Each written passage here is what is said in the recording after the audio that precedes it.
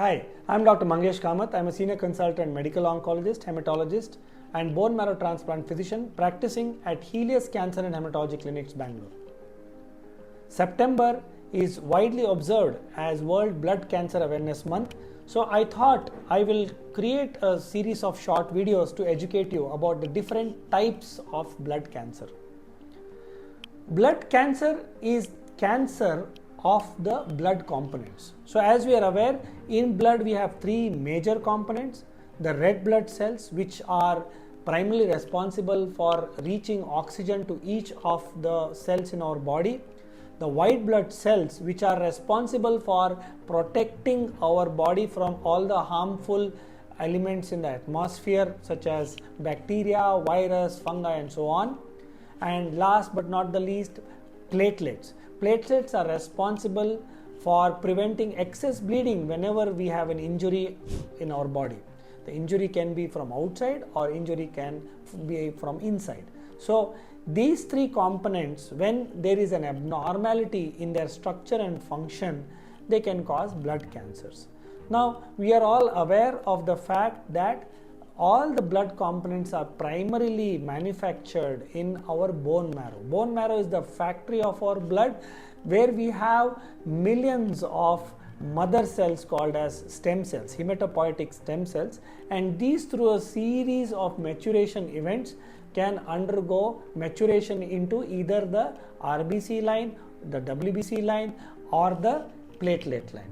And I do not want to dwell much on it, but it is possible that certain kind of damage, starting from the mother cell to the committed progenitor cell level, you can get abnormal RBCs, abnormal WBCs and abnormal platelets. Now the abnormality may be just a structural abnormality which is not cancerous in many instances, but sometimes the genetic damage or the genetic mutation can lead to an uncontrolled increase in the number of these blood components, which can give rise to what is called as blood cancer.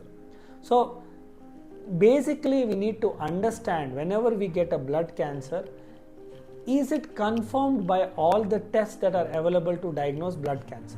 Just that you have a high number of RBCs does not mean that you have blood cancer. There can be other factors that can possibly cause the increase of these RBCs.